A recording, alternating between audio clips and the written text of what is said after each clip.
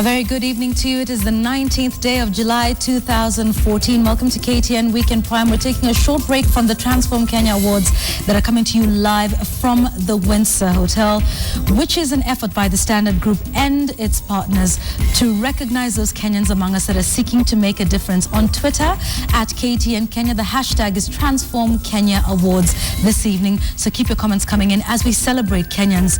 But right now, let's have a look at the top stories of the day. And let's get an update now on the latest reports from Lamu County.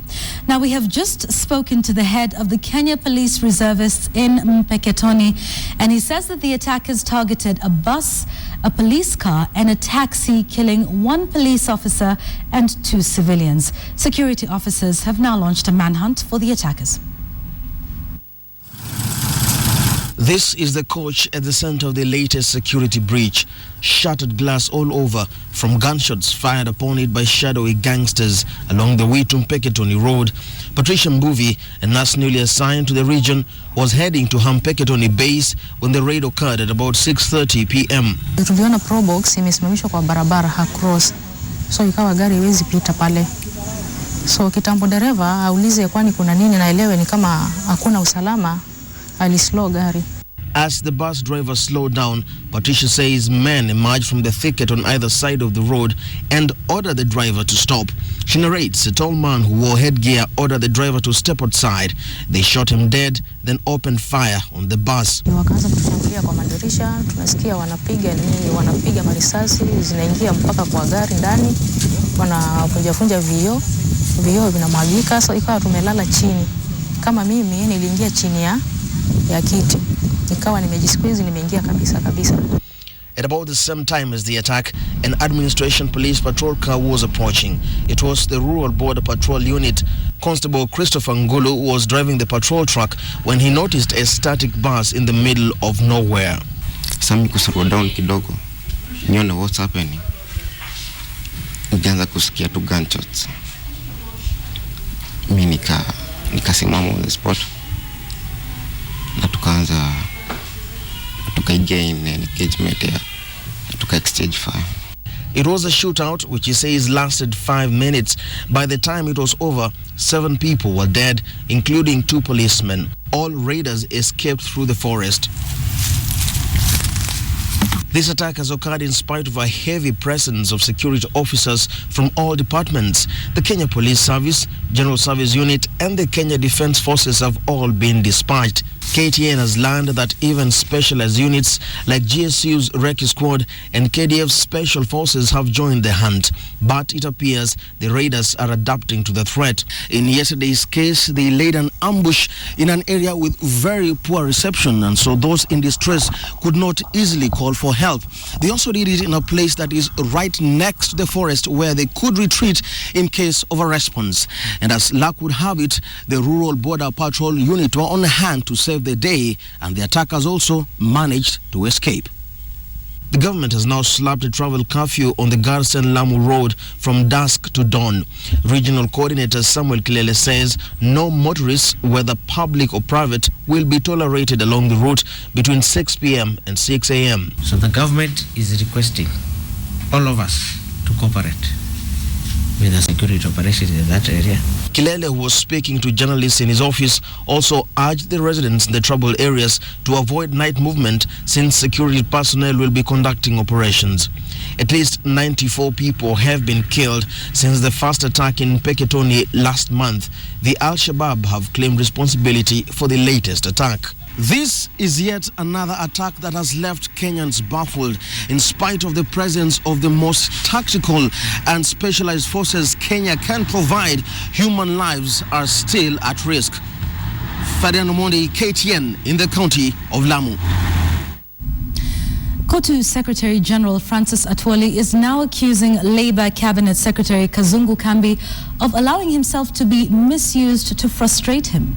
Yesterday, Kambi ejected Atwoli and the Federation of Kenyan Employers Chief Executive Jacqueline Mugo from the Board of Trustees of the NSSF.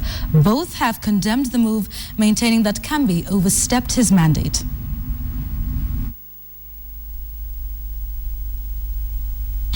Labour Cabinet Secretary Kazungu Kambi ignited the war of words on Friday when he announced the removal from the NSSF board of Kotu's Francis Atwoli and the FKE CEO Jacqueline Mugo. I have retired from the board of trustees, Mr. Francis Atwoli and Mrs. Jacqueline Mugo.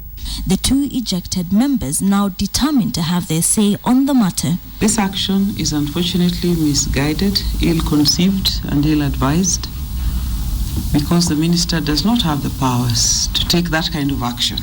When announcing the decision, Kambi claimed Atwoli and Mugo had exceeded their tenure on the board. Atwoli had served for 15 years while Mugo served for 11. The battle ahead now shaping up as leaders appear to take sides. At the funeral of the mother of Cyrus Jirongo in Lugari, Atwoli claimed Kambi launched the attack after he raised the red flag over corruption at the NSSF. He would accuse the cabinet secretary of allowing himself to be used by members of URP to take down Atwoli. Mimi nimepinga pesa za wafanyikazi kubebwa bila kasi yake kuonekana.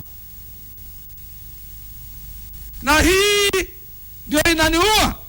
Sio Kambi anayenipiga, Kambi ni nani kwangu? A claim refuted by the deputy president who also attended the funeral. There is no two governments in Jubilee. Jubilee ni serikali moja, kiongozi mmoja, sera moja. Hakuna URP na TNA. The dispute pitting Mugo and Atwoli against Kambi began when they questioned the hurried approval of 5 billion shillings towards a development project in Nairobi's Tasia estate.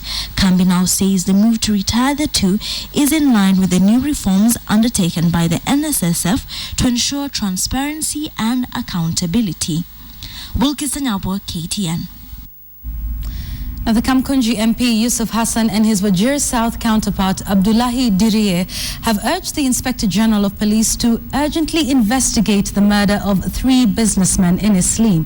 According to family and relatives, the deceased were picked from their business premises for interrogation by people who allegedly identified themselves as police officers. Their lifeless bodies were later found dumped at Masinga Dam. Patrick Amimo has more.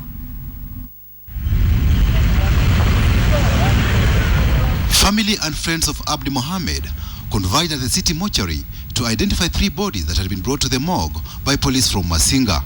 The circumstances under which their kin died was intriguing. Venye tumeona saizi kwa mwacho wetu amenyongwa na kamba tulimuona na kamba. Sisi nafungua file sema tafuteni. Alafu sisi natafuta area ya Nairobi yote, baka Kasarani, baka police station yote na koza. According to relatives, the late Abdi was picked from his business premises on 12th Street, Eastleigh, on 23rd June by 4 people who identified themselves as CID officers from Pangani Police Station. The Kamukunji MP and his Wajir South colleague came to the morgue after they were informed of the gruesome news. The whereabouts of 2 other businessmen is unknown, and the MPs are now fearing for the worst. Usually people believe that these people are police officers. However, in these cases, all the people who have been picked up in situations of that kind have disappeared. They don't come with government vehicles. They're mostly in Probox Toyota vehicles. They're in plain clothes. So there's obviously a case here for the police to investigate. You see, the whole problem there must have been the Salama Watch. So it's up to the police rank and file, to the AG, to take the necessary steps and the necessary measures to make sure rogue police officers are not misusing the Salama Watch that ended.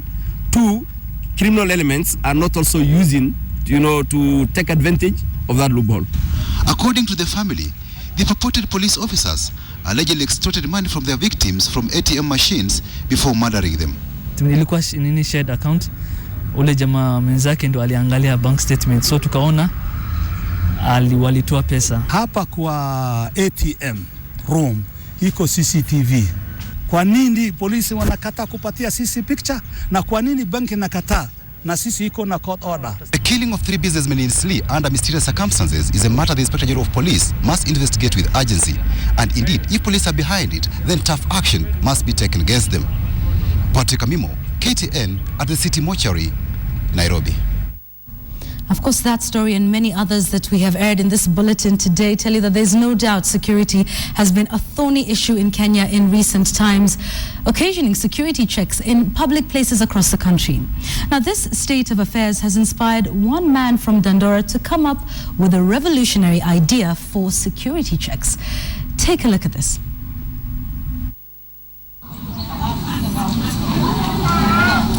At this small electronic shop deep in the heart of Dandora Estate, we trace a young man with a vision he says security agencies might want to consider. 25-year-old Kevin Ochieng has come up with an idea to incorporate a small chip into security scanners. There's a panic button. I thought it was necessary for me to come up with something that might counter might actually enhance more security response. Kevin, with only a certificate in IT to his name, says through this advanced device, security guards can press a hidden panic button that sends alert signals to an online command center. Once the signal becomes active, as seen here, the police would immediately be deployed to the distress area without the concerned criminal even being aware of it. This gadget, you just press it for 3 to 4 seconds and it alerts directly on the system. Kevin imports this small chip, often used as a tracking device, modifies its functionalities and mounts it onto the motherboard of the security scanner. I saw there's a gap between the police force and the security agency. Yeah. Now, if at all I have something that can integrate the two to work together, we can improve the security. The usage of the device in curbing insecurity in Kenya is still in its infant stages, but Kevin hopes that if relevant government security agencies can consider his option, then Kenya might well be on its way to being the safe East African hub that it was.